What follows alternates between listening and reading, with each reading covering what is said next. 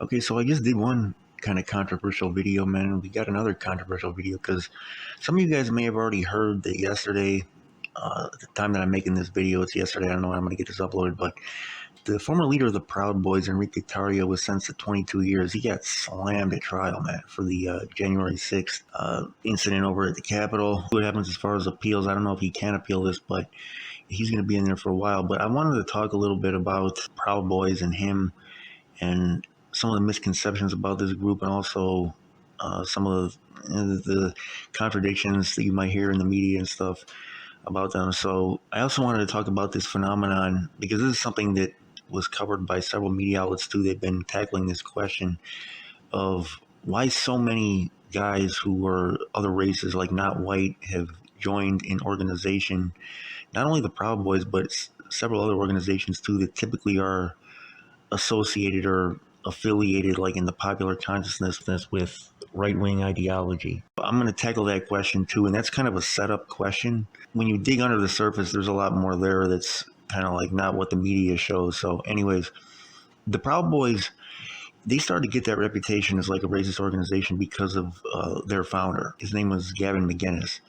He's actually Scottish by ethnicity, but he's got British and Canadian citizenship, and I don't know if he has American citizenship too. But he's actually the founder of Vice News, one of the founders of Vice News, which, based on what I've seen from their material, is more of a left-wing media outlet, left-leaning media outlet. But he was involved in a number of publications, a number of online publications, and involved with Vice. And most of these were extremely provocative. I'm talking about like the online materials that he had and the social media platforms that he had. He's been banned, I think, and the Proud Boys have been banned from a lot of social media platforms. I think almost all of them. This video, in fact, might get a strike just by having them in the title, so we'll see. But yeah, he was basically, he would just say some wild stuff and like troll people like crazy. A lot of it was extremely racially offensive. Now, some of it, when you would listen to him and hear the way he was saying it, seemed to be like trolling, and even a lot of the people to whom the speech was directed interpreted that way. There was one time when he went on a rant against Jews and talking about like stuff that he hated about Israel and stuff like that, and said that he was becoming anti-Semitic.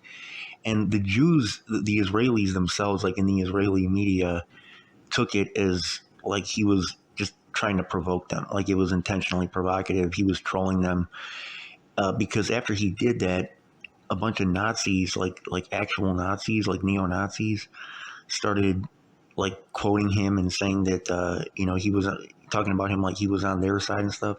And then he addressed them, and he was basically like, "Psych, I don't like you Nazis. I like the Jews. I'm really pro-Israel and I'm pro-Jew." And all that was just like, he was like trolling everybody. You know what I'm saying? Like he was just provoking people, and he does this all the time. Like he provokes women, like calls them all type of stuff. It's usually said with like tongue in cheek. And but anyways, he's been banned from all these social media platforms, and he typically is associated with like racist hate speech, okay, because of these like just provocative wild rants that he goes on and stuff that he just says. A lot of times then like he'll say something completely the opposite the next second, so it's hard to know when he's serious and when he's kidding. But anyways, he founded the Proud Boys, and he founded the organization off of there was a song, I think, in the Disney musical Aladdin, where Aladdin, something about like, "I'm proud of your boy" or something like that. And the theme of the song was that Aladdin was, the way Gavin McInnes took it, was that he was basically apologizing for being a boy. He was capitulating to like the feminist peer pressure or whatever. So Gavin McInnes used this because he was founding the Proud Boys as a way to basically push back against feminism. Now, feminism is something that the Proud Boys are not trolling about. Like, they're very anti-feminist. And Gavin McInnes was on that from the beginning. Like, feminism is bad in his viewpoint. So he eventually resigned from the group.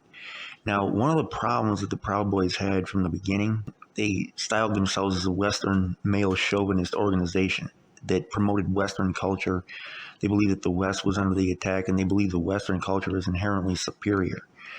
Now, there was no racial tone to that, but it was like the cultural aspect. They believed that was superior. Okay, the problem that they ran into though was that, and this is a problem that the right has had in general. Okay, a lot of white supremacists, and I mean real white supremacists, not dudes that are trolling or anything like that, like real actual Nazis, white supremacists, white nationalists, typically associate themselves with the political right and they vote right wing. And this is a big public relations problem for the Republicans because, okay, let's say you're a Mexican guy or a black guy or an Asian guy who, he likes, you may like their policies on taxes, you may like their policies on gun control, on abortion, on gay marriage, on, you may be against feminism. Like, you may agree with the Republicans on a lot of these things, but you show up to one of their rallies and you see white nationalists there, you ain't staying there. You're going home. You know what I'm saying? And you're going to emotionally be driven to vote the opposite way, even if you agree with them on a lot of these other issues that are not race related. So this is been a big problem for the Republicans. They really, to this day, I wouldn't say that they've been able to shake that, because there's been a conflict with trying to jettison these white nationalists from their group, even though they publicly condemned it and denounced white supremacy. Those guys still gravitate towards the right. A lot of the issues, they just, they're against gay marriage. They want no gun control, all that kind of stuff. That same problem that's been a problem for the GOP in general was a problem for the Proud Boys because a lot of white nationalists were joining the organization. Okay, and then the media and the FBI and these other organizations were able to tie them with white nationalism. They were saying that these guys have ties to white nationalism. The FBI amended their statements about that later and said that only some of them have ties to white nationalism. It's kind of a mix. There's some guys in the Proud Boys that don't, feel that way, and then there's other guys that do. And that was pretty accurate at the time when Gavin McInnes was the leader. When he left the Proud Boys, and I don't know if he was forced out by the pressure from them or if he left on his own. I don't know. Like, that's one of the unanswered questions. But when he left the Proud Boys, it was a vast majority white organization, but a lot of the white members, that were politically right wing, okay, didn't like feminism, didn't like gun control, this kind of stuff. A lot of them did not feel comfortable with, the positions that a lot of the other members had on race. They were not cool with the white nationalism. They didn't care about the racial thing. They didn't want to exclude other races. They didn't have a lot of the same anti-Semitic views or views about blacks or Asians or Mexicans. Like, they didn't share all those views. They agreed with them on the politics, but they didn't have the racial views of the white nationalists that had joined the organization. So they decided that there was going to have to be a separation. And that happened through really a series of events where eventually the white nationalists that were members of the Proud Boys and the white supremacists split off and started forming their own group. And were basically, I don't know if they were kicked out of the Proud Boys, but what the Proud Boys did was that they set up a process, like a vetting process. And I've heard them interviewed about this, in which they now try to filter out anybody who has white nationalist views to prevent them from joining the organization. And they started accepting members of other races. I think they had always accepted members of other races, but it just was not palatable to them given the presence of those white nationalists. But once the white nationalists were separated, and once they were gone and out of the group became a lot more popular with just people that had conservative views in general. And on social issues especially, there's a lot of people that are not white that have relatively conservative social views. Working in the schools, even here in Chicago, which is a very liberal city, I can tell you, if you talk to the majority of Latino, Black, and even Asian men or teenage boys about social issues, I would say at least half of them have pretty conservative social views. I mean, on a range of topics. And I can bring up any number of specific examples. Most of their social views actually line up more with the Republicans. The problem that they were running into, though, again, was that white nationalists vote Republican. They didn't want to be in the same group with them. So for emotional reasons, they were being pushed towards the Democrats. With the Proud Boys, getting rid of the white nationalists, that opened the door to guys that shared their views on politics starting to join. So Hispanic guys, black guys, even Asian guys started to join the Proud Boys. And I don't know the exact number. I don't know if they have any statistics on, the race of the Proud Boys all over the country, but just anecdotally speaking, like looking at their rallies and stuff, I've seen quite a few, and quite a few guys in leadership positions, guys that are now white. After McGinnis was gone, this guy Enrique Tarrio, who's Afro-Latino of Cuban descent, was made the leader of the group. I saw a lot of people on social media, wondering like how this guy, who's obviously part black, could be, the leader of what they saw as a white supremacist group. And a lot of these people, I don't know if they knew about the transition and the change that the Proud Boys made after McGinnis left the group. The group had transformed its identity into one that, includes all races. So a lot of Cubans and a lot of Hispanics in general, especially Hispanic men, like I mentioned, are very conservative. So those guys started joining, and Tarrio eventually became like a hero and a celebrity in conservative circles. If you look at modern conservatism, it's sectioned off really into these different factions. The white nationalists definitely have their own faction. I would not say it's a big faction. I would say I can't guess a percentage, but they're not the majority. The majority, from, like I said, just anecdotally observing this, is just people that are, like I said, agree with their issues, but don't agree with the white nationalists on race. So there's been a huge surge in black, Latino, conservative social media platforms popping up in the last few years. Matter of fact, I'd say probably the last 10 to 15 years. Guys like Anthony Bryan, Logan, Officer Tatum, like these guys are popping up all over YouTube, social media. Black guys that talk a lot of the same points that you would hear, totally against white supremacy, but they agree with the Republicans on abortion, feminism, gun control, taxes, all that stuff.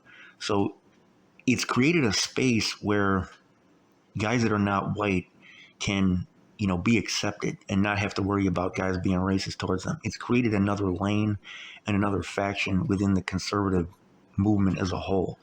So it's made it a lot more palatable to guys, and that movement is growing. It's growing leaps and bounds. In the last election, Donald Trump got 20% of the black male vote. That's the largest percentage that a Republican president has ever gotten since the 60s. Now, black women voted for him almost not at all. It was like a few percent. But the guys, there's a huge difference in gender in the black community on politics. The men tend to be much more conservative socially than the women, especially on issues like abortion and welfare. One common theme that you see on a lot of these platforms, a lot of these conservative black platforms, is an examination of history from the 60s at the point when black people and Southern whites switched political parties in large numbers. Now, I had mentioned in my video on Zach TV that the so-called switch, the so-called political switch that happened in the 60s wasn't actually substantive. People may have misinterpreted that as me saying that the people did not switch. That's not what I was saying at all, because the people definitely switched. The Southern switch by the Southern Democrats to the Republican Party happened in large numbers, and the black community switched from Republican to Democrat in large numbers. What I was saying was that the parties did not switch platforms. In other words, Republicans were low taxes on small businesses before the 60s. They were for low taxes on small businesses after the 60s. Against gun control before the 60s, against gun control after the 60s, against too much federal infringement on states' rights before the 60s, against federal infringement on states' rights after the 60s. Their policies, their platform remained the same. with the one exception of integration. But integration was a point of debate that really before that had not been something that they had to come up with an answer on. So, there was a huge shift in voting patterns in the 60s. And there was a huge shift in, I would say, the political culture of the country at that point. But a lot of things changed, okay, for the black community, especially after they switched to the Democratic Party. And like I said, one common exercise, if you can call it that these conservative black media outlets do is to look back to that point and examine the progress or lack thereof since then. And they look at things particularly like, for example, the out of wedlock birth rate in the black community in the 60s was 20%. It's now 74%. And then they examine, well, what has happened in the political arena to contribute to that. What was keeping the family structure together before that? And the answer that I see that a lot of them come up with, and this is one of the main talking points that they have, was economic necessity. A black woman who didn't want a man in the house and who wanted to just have a family on her own and didn't want a man holding her down and wanted to have multiple sexual partners and didn't have to worry about living with a husband and being under his thumb in the 60s could not do that because economically she would not be able to survive on her own. Once the government introduced certain programs to financially benefit single mothers, it basically replaced the black man in the household and gave black women that leeway to have as many kids as they want and not need a man, okay, because they no longer needed one for survival. A lot of the same cultural taboos that you find in other cultures like Middle Eastern culture, Asian culture, were not there to the same extent in the black community. Plus, there was a big influence of feminism, the patterns of families and things like that, and women's behavior, and it manifested in a complete disintegration of the family structure in their community that's had implications that you can't even begin to calculate. I mean, the family falling apart, like there's no way to even quantify how harmful that's been. I mean, the ripple effect of that is just absolutely off the charts in everything: crime rate, juvenile delinquency, repeating, drug use, like boys who are raised without fathers. There's no question, statistics prove irrefutably that that's like not a good situation for them to be in. So these black conservative guys are examining, okay, the policies that contributed to this all were coming from the left. And we signed on to it because the Democrats offered us integration, okay? And more importantly, perhaps from an emotional perspective, was that they talk nicer to us. They're very adept at speaking in a way that makes us feel welcome, that makes us feel like they're not racist towards us, and like we're accepted by them, and like they're our friends and our allies.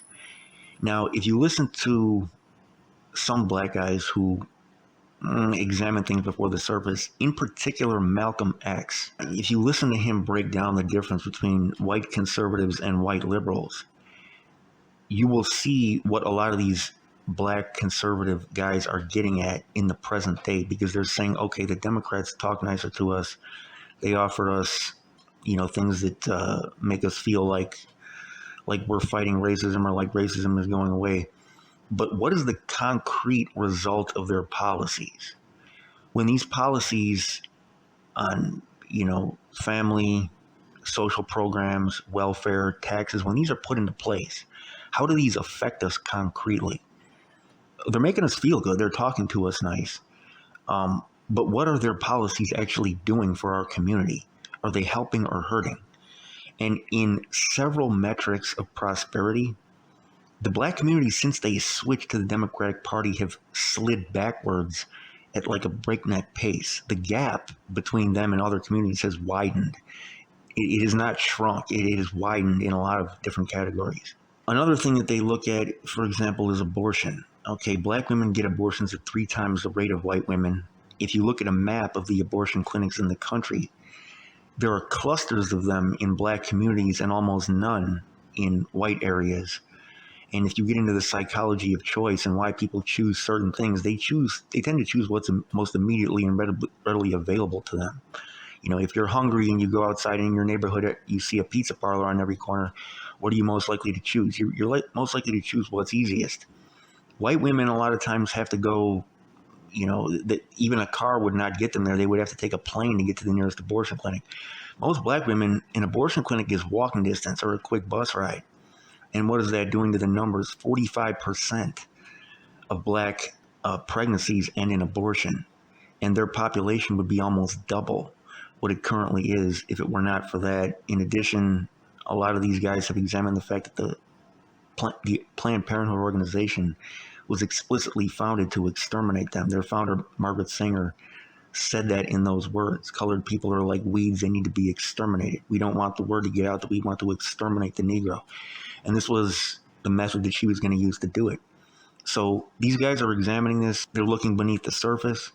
And that movement is growing amongst the men. I would not say that it's growing amongst the women. The problem, though, is that the warnings that Malcolm X gave, the warnings that people like him gave, and the rhetoric that comes a lot of times from the left is very effective. And it continues to be effective despite the warnings. The thing is that the subtle racism of low expectations is very emotionally appealing, ironically, to the targets of that racism. And a lot of times, even the people who are being racist in that way, I think, can be unaware of it. Being talked down to like a child can be demeaning and humiliating if one recognizes that. But sometimes, even if one recognizes that, it still can have an emotional appeal because one doesn't have to take the blame for anything. A child who hurts himself or even who hurts others isn't really at fault. It's the fault of the adult for putting the child in a situation where he can harm himself, right? Everything at the end of the day goes back to the adult. The buck stops with the adult in that situation. So the child really is easily able to deflect blame simply off of the fact that he is a child. So being talked to like a child can be a way to escape really any responsibility for any role in one's own situation or in the current state of affairs. Even when it comes to harming himself, the child is not at fault, And you hear this kind of rhetoric echoed all the time. They give us guns, so we kill each other with them. They give us drugs, so we sell them and take them. They put junk food in the corner stores in our community, so we eat it and get fat. White supremacy is making me fat. They give us social media, so we'll use it to diss each other and start up arguments that will lead to violence. They don't give us enough things to do in our community to keep us busy and occupied, so we have nothing else to do except gangbang and kill. These are all, by the way, things that I've actually heard. I'm not making these up. Like, these are real statements that you hear actually quite frequently, and that white liberals typically concur with and enable. As obviously self-deprecating as they are, right? Self-demeaning. I mean, one is basically talking about oneself like one's an animal that has no ability to think. And basically the implication is, I'm incapable of making rational decisions. I lack impulse control. And so it's the fault of the adult for placing things in my vicinity that I can use to hurt myself. Because if you put things around me that I can use to hurt myself, I will hurt myself with them. He who looks beneath the surface of this rhetoric finds a profound and extremely harmful racism in it. But looking beneath the surface is difficult to do emotionally because being treated that way it's pleasing to the ego. It allows one to be pitied and felt sorry for, and that is very pleasing to the ego. So it's like an ego massage, basically. You hear it all the time from politicians, and I'm not saying that the politicians are doing it deliberately. That those may be their honest views. I mean, they may look at the black community in that way. But, it may not be simply a rhetorical tactic. I don't know. But either way, that is extremely effective. And, the people who talk to them in that way very nicely, like their children or even like their pets, they usually garner a lot of support, and they usually are able to maintain an image of not being racist, which is tremendously ironic. People don't want, I'm not just talking about black people here. It's very emotionally difficult to be treated as someone's equal or to be esteemed highly as far as one's capability and intelligence. Because when a person sees you as intelligent and capable, everything that's going on around you is going to be your fault, because you're intelligent and capable enough to handle it and to do better. Okay. That's going to be, a very difficult thing emotionally to deal with if people see you that way. So a lot of people, it's not appealing to be seen that way. It's more appealing to be seen as dumb, as childish, immature, and as lacking any ability to think rationally and make conscious, logical choices. That psychology permeates politics when it comes to race in America. And you can see this all over the place. The Republicans, though, and the Proud Boys, they still had this problem of, these white nationalists. But like I said, once the Proud Boys got rid of those guys, it was on as far as like recruiting non-whites. And so I don't think that people that look at Enrique Tarrio as like somebody who's just, thinks he's white or trying to be white or something, they're not accurately portraying the picture, because this is way deeper than that. This movement has been growing for a while.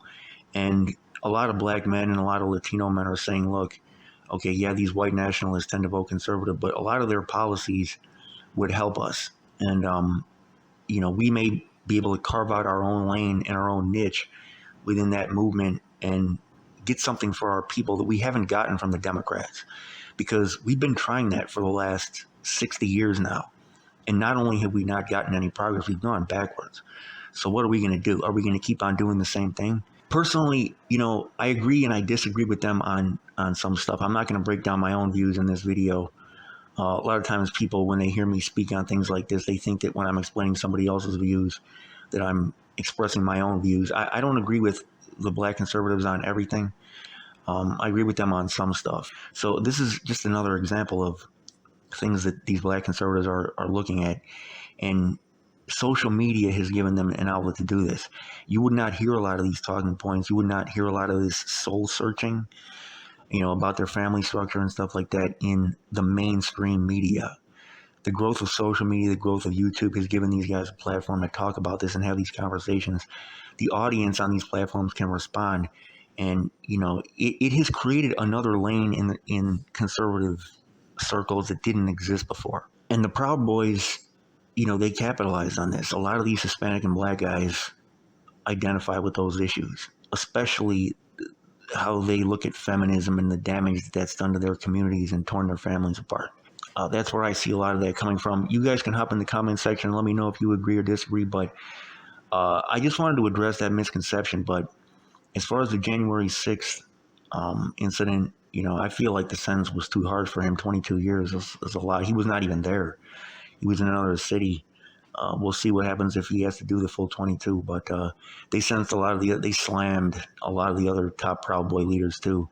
The Proud Boys still exist though, so we'll see if they recruit new leaders or what they do with the new leadership. But I don't. For people that are wondering what my own views are, I don't agree with the Proud Boys on a lot of stuff. Their use of violence, their use of provocation. One thing that they do that's particularly provocative is that they use the OK sign, okay, intentionally to trigger liberals.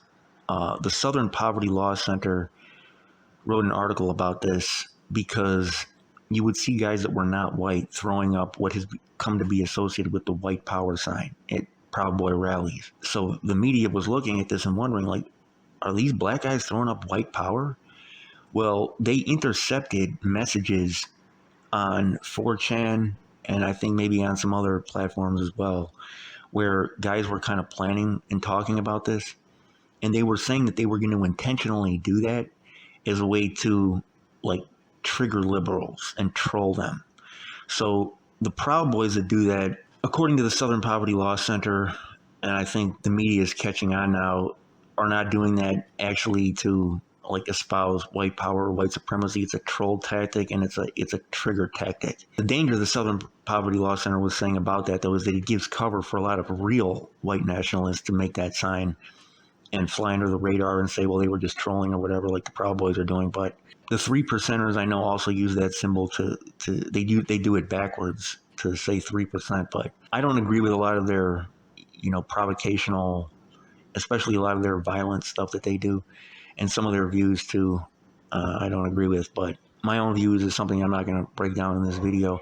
What I've gathered from the guys who join that movement and from guys who kind of go to a lot of these black social media platforms, because I would say the majority of these black conservative and Hispanic conservative social media platforms, a lot of them have got followers of all races. Like when I go to these platforms, I see white guys, black guys, Hispanic guys, like basically all agreeing on politics. I would say the overwhelming consensus among the white guys, who I've talked to, that join movements like the Proud Boys and stuff like that, is that they do not agree with the white nationalists on race. They don't believe in white supremacy, and they don't espouse that. One thing that they do, though, that can often cause them to be associated with that is that they're against liberals, period. And because of voting patterns, they many times assume that a black guy's a liberal. Like they just assume that the majority of blacks are liberals. And since they're against liberals, they just immediately come at the guy in a combative way, just assuming that he's on that. And this oftentimes goes bad.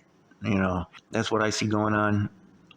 Now, the white nationalists, though, definitely still exist, though, and those guys can, for the GOP and for the Proud Boys, continue to be an image problem. But the Proud Boys have made their best attempt to get rid of those guys. Your boy Chicago News, I'm out.